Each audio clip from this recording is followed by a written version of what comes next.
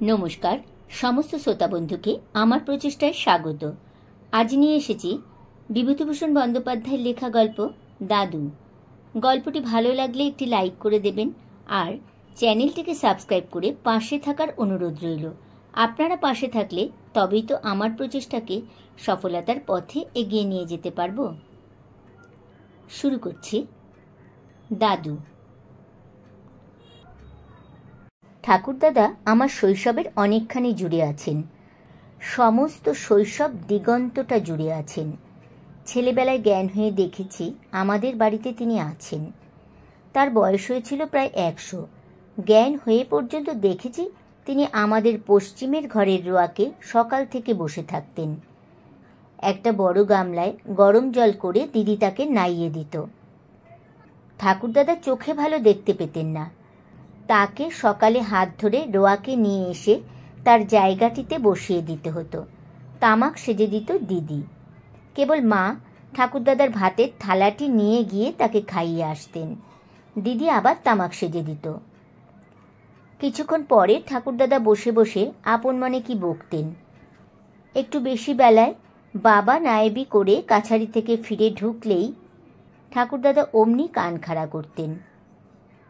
কে এলো? হরিশ? হ্যাঁ বাবা। বাবা হরিশ, আমার বড্ড খিদে পেয়েছে। সে কি বাবা, আপনাকে এখনো ভাত দেয়নি? না বাবা, খিদে মরছি। হরিশ, ভাত দিতে বলে দে। বাবার বয়স 50-এর ওপর। মাথার চুল প্রায় সব সাদা হয়ে গিয়েছে। বেশ মোটা সোটা নাদুস চেহারা। সবাই বলে বাবা নাকি দেখতে সুপুরুষ। বাবা মাকে অনুযোগ করলেন। আচ্ছা, বাবাকে এখনো ভাত দাওনি? ছি ছি, এত বেলা হলো। মা বললেন, ও মা, সে কি গো, 10টার সময় যে আমি নিজের হাতে খাইয়ে এসেছি। ও বাবা। কি হরিশ, আপনাকে আপনার বৌমা খাইয়ে এসেছে যে, কি বলছেন আপনি? না না হরিশ, মিথ্যে কথা। আমারে কেউ ভাত দেয়নি, না খেয়ে মরলাম আমি। বলেই ঠাকুরদাদা ছেলে মানুষের মতো খুঁতখুত করে কান্না শুরু করে দিলেন। মা রাগ করে বলে উঠলেন, বুড়ো 72 মরেও না, 7 কাল জ্বালাবে। তোমার স্বাদের হিমি গিয়ে তোমায় খাওয়াক মাখাক। আমি আর যদি কাল থেকে তোমায় দেখি তবে আমি বেনি মুখুজ্জের। বাবা দুঃখিত স্বরে বললেন, আহা বড় বউ, ছেলেপিলের সামনে? কি ছেলেপিলের সামনে? কে না জানে সোহাগের হিমির কথা? 72 বুড়ো 4 কাল গিয়ে ঠেকেছে। আহা বড় বউ, অমন করে গুরুজনকে বলতে আছে? ছি ছি, তোমার মুখখানা আজকাল বড্ড। ঠাকুরদাদা তখনও কিন্তু কাঁদছেন ছেলে মানুষের মতো। কান্নার মধ্যে ডাকছেন, হরিশ। যেন অসহায় আর্ত বালক তার একমাত্র আশ্রয়স্থল পিতাকে ডাকছে। বাবা জামাটামা না খুলেই ছুটে গেলেন। সান্ত্বনার সুরে বললেন, কি বাবা কি? আমি ভাত খাবো, আমি না খেয়ে মরলাম। হরিশ, ওরা আমায় না খেতে দিয়ে মারবে। বাবা কাঁদবেন না, কাঁদতে নেই। ছি, অমন কাঁদতে আছে?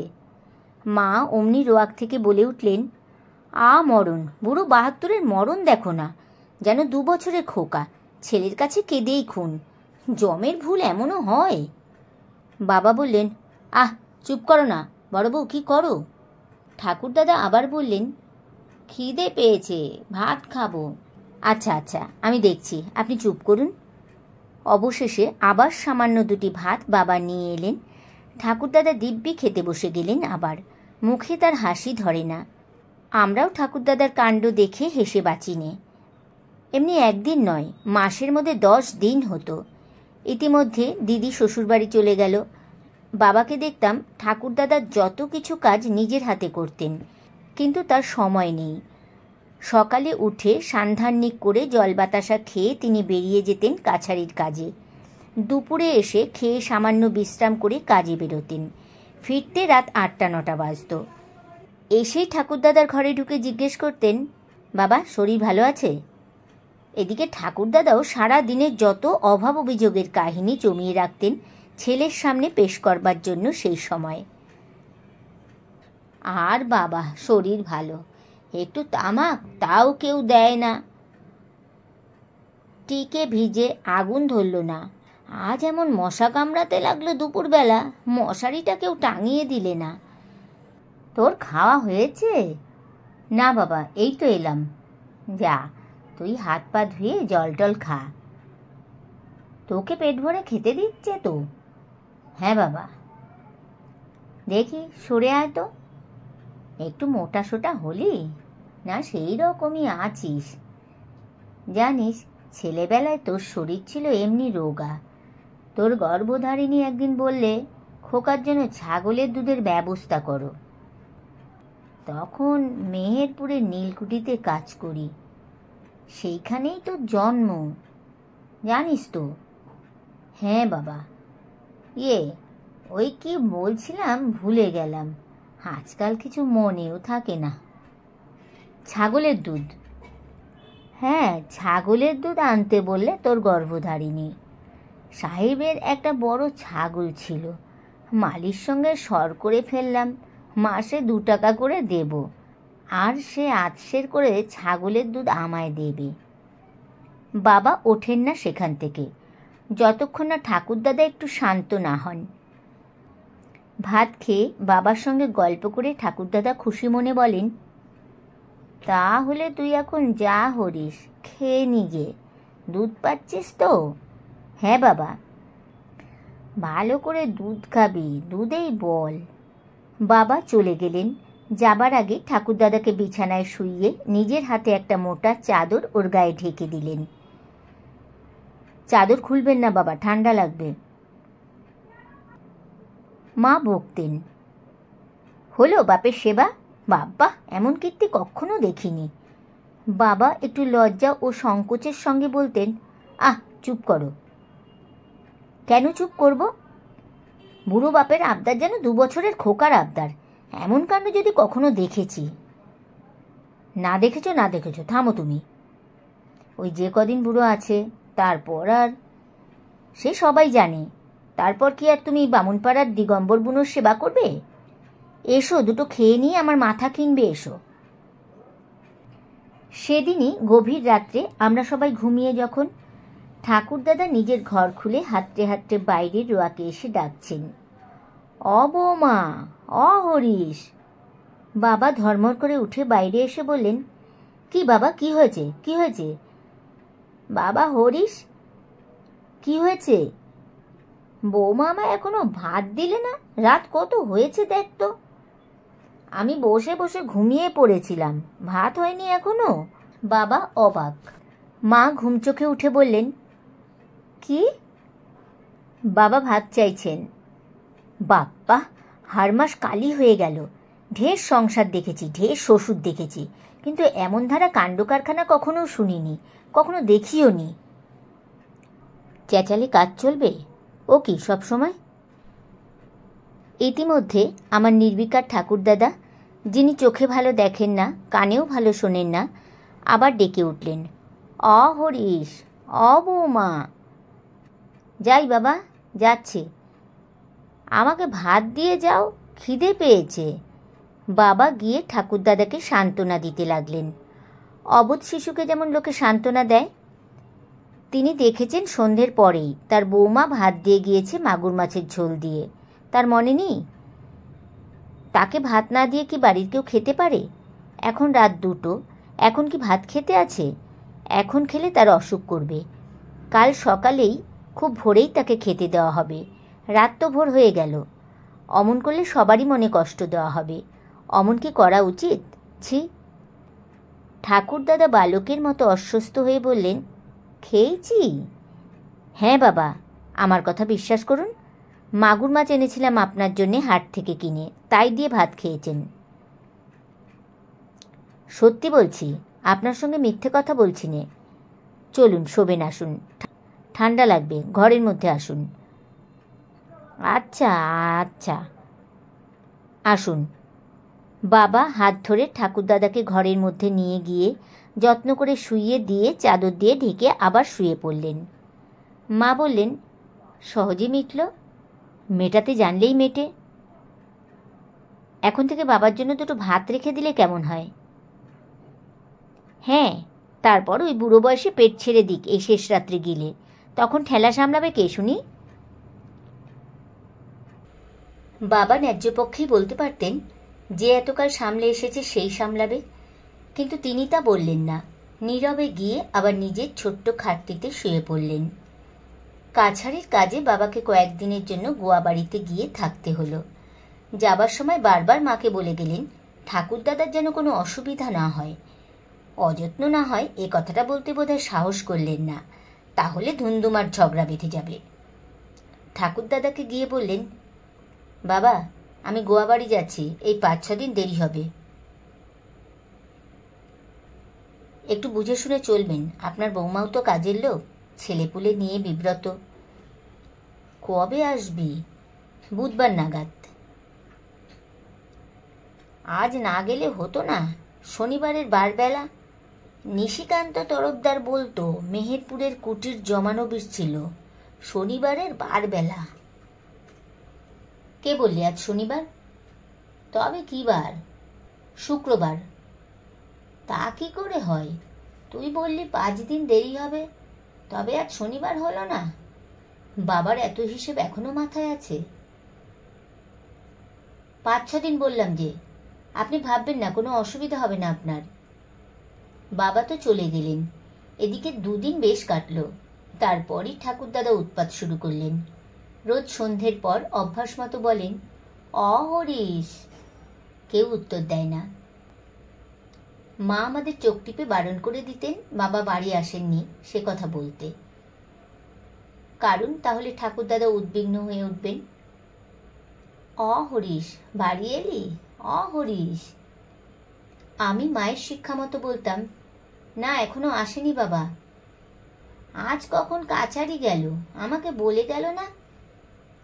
আমরা উত্তর দিই নে, হরিশ। ঠাকুরদাদা তামাক সেজে দেব? এটিও মায়ের পরামর্শ। এই একমাত্র উপায় ঠাকুরদাদাকে অন্যমনস্ক রাখবার। আমাদের বলতেন, বস, আয় আমার কাছে। আমি, আমার ছোট ভাই নীলু, ফুচু ও 2 বোন সরলা আর বিনু ঠাকুরদাদাকে ঘিরে বসি। সবাই এসেছে? বিনু এসেছে? আমার কাছে এগিয়ে এসে বস সব। শোন, সুন্দরবনে 156 নম্বর লাটে আমার মনিবের কাছারি ছিল। পাইক পাড়ার রাজা ঈশ্বরচন্দ্র সিংহ, মস্ত বড় জমিদার। আমি যেখানে থাকতাম সে কাছারির নাম ছিল গরানহাটির কাছারি। সুন্দরী আর গরান কাঠের জঙ্গল কিনা, তাই নাম ছিল গরানহাটি। একবার নোনাতলার ঘাটে আমাদের ডিঙি লেগেছে মাঘ মাসের দিন, জলে শোন নেমেছে। সে কি ঠাকুরদাদা? শোন মানে জোয়ার, বেসন মানে ভাটা। বেসনে নৌকা চলে না সামনে, নোঙর করতে হয় ওদিকের গাঙে। তারপর কি বলছিলাম? ওই হলো মুশকিল। ঠাকুরদাদের কাছে গল্প শোনবার সুখ নেই, কেবল ভুলে যাবেন। বলছিলেন শোন নেমেছে জলে।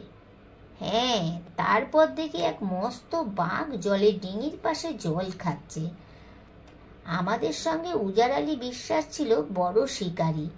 অমনি বন্দুকের চোং বাগিয়ে 1 দেওর করলে, 1 দেওর, 2 দেওর, ব্যাস বাঘ উল্টে পড়ল খালের জলে। হ্যাঁ মনু, কি তোর বাবা এলো? না, এখনো আসেনি। গিয়ে দেখে এসো দাদা ভাই আমার। হরিশ।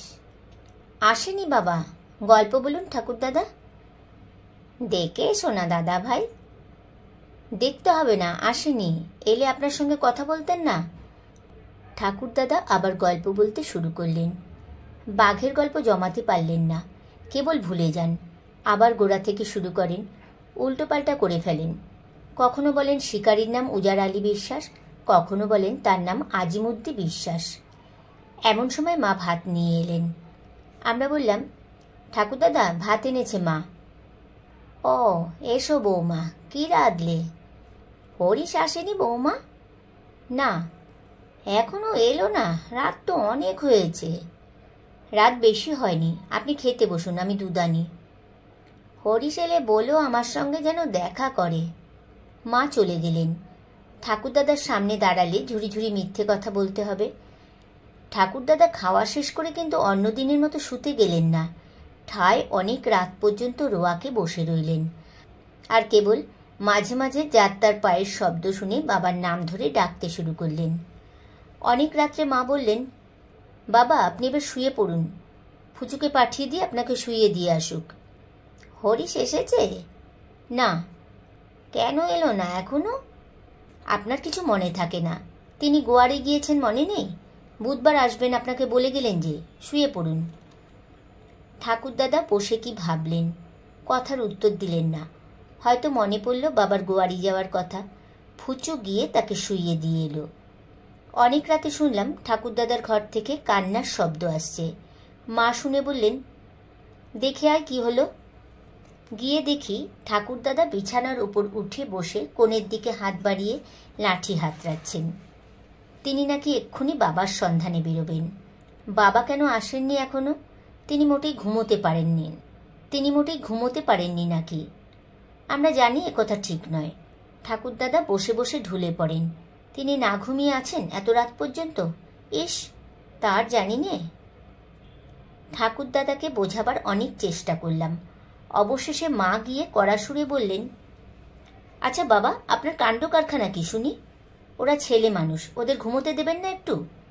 100 বার আপনাকে বলা হচ্ছে তিনি গোয়ারি গিয়েছেন, বুধবার আসবেন, আপনি কিছুতেই তা শুনবেন না। রাত দুপুরে উঠে বাঁধিয়ে দিলেন গোলমাল। ওরকম করলে থাকুন আপনি সংসারে, আমি একদিকে বেরোই।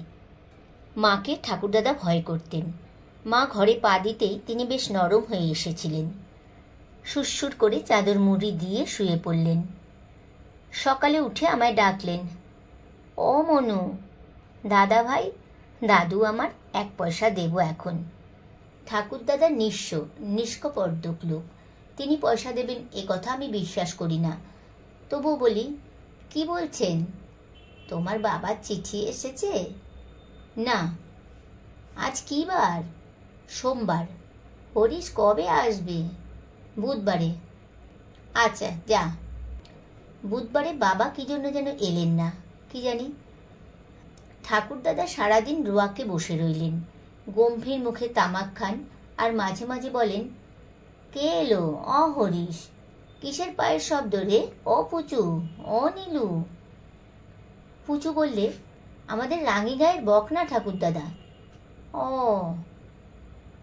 ওই রকম চলল সারাদিন। রাত্রে খাবার সময় খেতে বসেছেন আর মাঝে মাঝে কান খাড়া করে রেলগাড়ির শব্দ শুনবার চেষ্টা করছেন। মুখে কিছু বলেন না। হঠাৎ বড় গম্ভীর হয়ে গিয়েছেন। আমি তামাক সেজে ঘরে ঢুকতেই চমকে উঠে বললেন, কে? আমি মনু। 9টার গাড়ি গিয়েছে জানিস? এখনো যায়নি, আপনি শুয়ে পড়ুন। শব্দ পাসনি গাড়ির? না। বাবার কথা মুখেও আনলেন না। বললেন, পান ছেঁচে এনেছিস? নিয়ে আয়।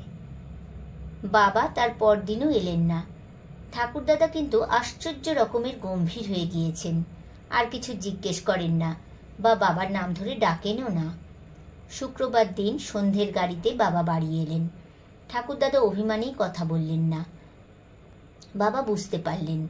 মাকে বললেন, বাবার দেখছি রাগ হয়েছে, যাই দেখি ব্যাপার। ঠাকুরদাদা তামাক খাচ্ছেন। বাবা গিয়ে বললেন, বাবা। পায়ের ধুলো নিয়ে প্রণাম করলেন। ঠাকুরদাদার মুখে কথা নেই। বাবা কেমন আছেন? ঠাকুরদাদা নিরুত্তর। বাবা রাগ করেছেন নাকি?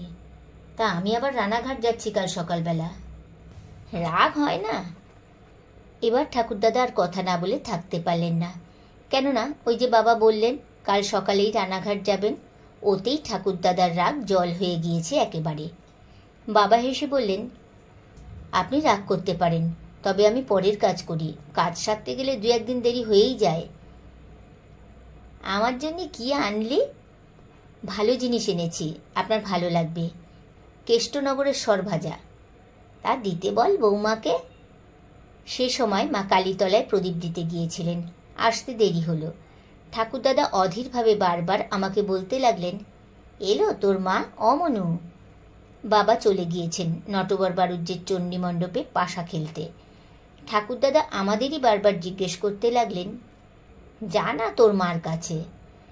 ঠাকুরদাদার উদ্বেগের ন্যায্য কারণ যে ছিল না তা নয়। মা ঠাকুরদাদাকে বেশি পছন্দ করতেন না গোড়া থেকেই। তার জন্যে খাবার এলে বাবা দাঁড়িয়ে থেকে না দিলে ঠাকুরদাদার ভাগ্যে অনেক সময় শূন্যের অঙ্ক লেখা হতো, এ আমি জানি। মা বলতেন, ছেলেপিলেরা খাবে আগে তা নয়, ৭২-এ বুড়ো খোকনকে আগে খাওয়াও। অত আমার শ্বশুর ভক্তি নেই। উনি আমার কি করেছেন কোনকালে? কখনো একখানা কাপড় দিয়েছেন পুজোর সময় ওর হাতে যখন পয়সা ছিল, যখন পাইকপাড়ায় কাজ করতেন? আমি আজ আসিনি এই সংসারে, আমারও হয়ে গেল ৩০ বছর। আজই না হয় ভীমরতি হয়েছে, কোনকালে উনি ভালো ছিলেন? ওই ছেলে আর ছেলে, আর সব যেন বাণের জলে ভেসে এসেছিলাম। একটা নাড়ু কিংবা এতটুকু আমসত্ত্ব ছেঁড়া পড়তো ঠাকুরদাদার ভাগ্যে। বাবা নিজের হাতে খাবার নিয়ে ঠাকুরদাদাকে দিতেন বোধহয় এই জন্যই। আগে ঠাকুরদাদাকে না খাওয়ালে বাবার যেন তৃপ্তি হতো না। আষাঢ় মাসে ঠাকুরদাদা জ্বরে শয্যাশায়ী হয়ে পড়লেন, আর উঠতে পারেন না। বাবা তাকে বিছানা থেকে উঠিয়ে মুখ ধুইয়ে কাপড় ছাড়িয়ে ওষুধ খাইয়ে দেন। বেদানার রস করে মিছরির গুঁড়ো মিশিয়ে খাওয়ান। কাছারি থেকে আসবার পথে ঠাকুরদাদার ঘরে কিছুক্ষণ বসে তবে এসে স্নানাহার করেন। কি উদ্বেগ তার ঠাকুরদাদার অসুখের জন্যে। মাকে বলতেন, বাবার জ্বর কত দেখেছিলে? উনি তো ভুলে যান, ওষুধ ঠিকমতো দেবে। সেরে উঠেও ঠাকুরদাদা প্রায় ২ মাস বিছানা ছেড়ে উঠতেই পারেন না। বাবা আজ ছাগলের দুধ, কাল কুমড়োর মেঠাই, পরশু আমলকির মোরব্বা, যে যা বলে তাই জোগাড় করে নিয়ে এসে খাওয়ান, ঠাকুরদাদা গায়ে বল পাবেন বলে। ঠাকুরদাদা হয়ে গেলেন একেবারে বালক। তার উৎপাতের জ্বালায় বাড়ির শুদ্ধ লোক অতিষ্ঠ হয়ে উঠল। কেবল দিনরাত খাই খাই আর একে ডাকছেন তাকে ডাকছেন। আমরা পারতপক্ষে কোনোদিনই কেউ ঠাকুরদাদার ঘেষ বড় একটা নিই নে। এখন তো একেবারে ত্রিসীমানায় ঘেঁষি নে। 10 ডাক দিলে 1 ডাকে উত্তর দিই কি না দিই। মা ভাতের থালা দিয়ে আসেন নিয়ে আসেন এই পর্যন্তই।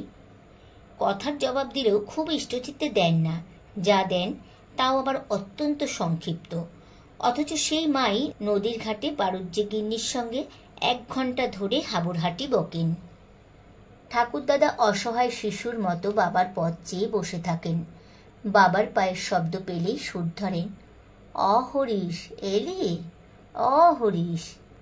আর ঠিক কি বাবার পায়ের শব্দ চেনেন ঠাকুরদাদা। বাবা এসে নিজে দেখাশোনা করবেন, নাওয়াবেন, খাওয়াবেন ঠাকুরদাদাকে। বাবা এলেই ঠাকুরদাদার যত কিছু অভিযোগ শুরু করে দেন। তার কাছে ছেলে মানুষের মতো, বৌমা আমাকে এ করেনি, আমাকে তা দেয়নি, তাতে ঠাকুরদাদা মায়ের সহানুভূতি আরও হারাতেন। বাবা তা জানতেনও, সেই জন্য তিনি নিজে সর্বদা খবরদারি করতেন। কারো হাতে ঠাকুরদাদাকে ছেড়ে দিয়ে বাবার বিশ্বাস হতো না, দিদি ছাড়া। দিদি তো শ্বশুরবাড়ি চলে গিয়েছে। পৌষ মাসে বাবা আবাদে গেলেন পৌষ কিস্তির খাজনা আদায় করতে। বারবার মাকে বলে গেলেন ঠাকুরদাদার যেন অযত্ন না হয়। মা বললেন, কেন, আমি বুড়োকে গলা টিপে মেরে ফেলবো নাকি? ছি, অমন কথা বলতে নেই। না, তুমি সেই রকম কথাবার্তা বলছো কি না তাই বলছি। তবে আমার সংসারের কাজকর্ম সেরে সব দিক দেখতে তো পারি নে। যতদূর পারি চিরকাল যা হয়ে আসছে তাই হবে। একটু মন দিয়ে, মানে উনি বুড়ো মানুষ। আমি তা জানি, যা পারি হবে, ভেবো না। বাবা ঠাকুরদার কাছে বিদায় নেবার সময় কতদিন দেরি হবে তা ঠিক বললেন না। বললে ঠাকুরদাদা হয়তো যেতে দেবেন না, কিংবা ব্যস্ত হয়ে পড়বেন। বাবা যখন বেরুলেন ঠাকুরদাদা বললেন, হরিশ, কবে ফিরবি? তার চিরন্তন প্রশ্ন। এই যত শিগগিরই হয় বাবা, আপনি ভাববেন না। ঠাকুরদাদাকে ফেলে কোথাও গিয়ে বাবা স্বস্তি পেতেন না তা আমি জানি। ঠাকুরদাদা নাকি 3 বছর বয়স থেকে বাবা ও মায়ের মতো করে মানুষ করেন বাবাকে ঠাকুর মায়ের মৃত্যুর পরে। বাবা যেন ভাবতেন ঠাকুরদাদা শত্রুপুরীর মধ্যে বাস করছেন, চতুর্দিকে শত্রুবেষ্টিত অবস্থায়। একমাত্র আপনারজন তিনি নিজে। চোখে চোখে রাখতেন এই জন্য সর্বদা। কারো হাতে ছেড়ে দিয়ে বিশ্বাস করতেন না। বলা বাহুল্য, ঠাকুরদাদা তো নিজেকে অসহায় শত্রুবেষ্টিত বলে মনে করতেনই। বাবা এবার বাড়ি ফিরতে বড় দেরি করতে লাগলেন। অবশেষে যখন ফিরলেন তখন গরুর গাড়ি করে, ভীষণ অসুস্থ অবস্থায়, ঘোর জ্বর। বাবাকে কেউ বলো না আমি অসুস্থ হয়ে বাড়ি এসেছি। ঠাকুরদাদা কিন্তু আন্দাজে মাঝে মাঝে বাবাকে ডাক দিতেন, বুঝতে পেরেছিলেন কিনা কি জানি। হরিশ, আমার জন্যে কি আনলি? হরিশ। বাবা ঠিক শুনতে পান। জ্বরে ধুকতে ধুকতে বলেন, বাবা, বাঁচতে আমার যেন কিছু না হয়, হে ভগবান, মরেও সুখ পাবো না। অসুখ বড় বাড়ল। জেলা থেকে ডাক্তার এসে দেখল 2 দিন। সংসারের পুঁজি ভেঙে বাবার চিকিৎসা হলো। একদিন বড় বাড়াবাড়ি হলো। ঠাকুরদাদাকে আর দেখাশোনা করার লোক নেই। বাবাকে নিয়েই সবাই ব্যস্ত। গ্রামের তিলোচন ঠাকুরদাদার কাছে বসে তাকে বাজে গল্পে ভুলিয়ে রাখলে। সবাই বলতে লাগলো, সুবোধার বাঁচবে না, আহা বুড়োর কি কপাল। বাবার মৃত্যু হলো শেষ রাত্রে। ঠাকুরদাদা তার কিছুই জানেন না, গভীর ঘুমে অচেতন। খুব ভোরে বাড়িতে এসে তিলোচন চক্রবর্তী ঠাকুরদাদার হাত ধরে ছুতো করে কোথায় নিয়ে গেল। চলুন জ্যাঠামশাই, একটু বড়দার বাড়িতে, আপনাকে একটু পায়ের ধুলো দিতে হবে সেখানে, তারা বলেছে। আমি যাব? কান্নাকাটির চাপা শব্দে বলতে লাগলেন, কিরে হরিশ, কিরে কিসের শব্দ? কিরে হরিশ, কিরে কিসের শব্দ? সন্ধ্যায় আমরা বাড়ি এসে ঠাকুরদাদাকে ঘিরে বসি। হঠাৎ আমার বড় মমতা হলো ঠাকুরদাদার অসহায় মুখের দিকে চেয়ে। নতুন কেমন একটা মমতা, যা এতদিন মনের মধ্যে খুঁজে পাইনি।